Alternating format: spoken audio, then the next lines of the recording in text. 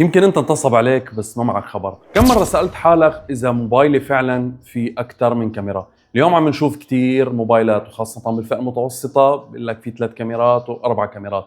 اليوم بهذا الفيديو انا رح اعلمك كيف تعرف اذا موبايلك فيه فعلا كاميرا وحدة او 2 او 3 او اكثر.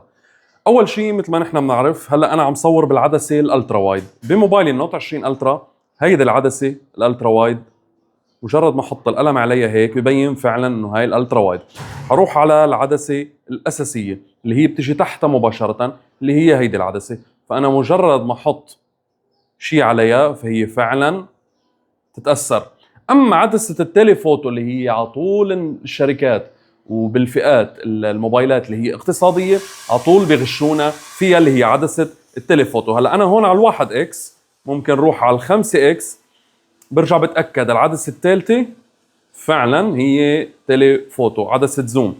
حقرب اكثر انا لتبين الصورة اكثر اوضح. هيدي على 10 اكس، برجع بوقف على العدسة فبتروح. فبهالطريقة فيك تعرف موبايلك اذا في 3 كاميرات او اكثر او اقل.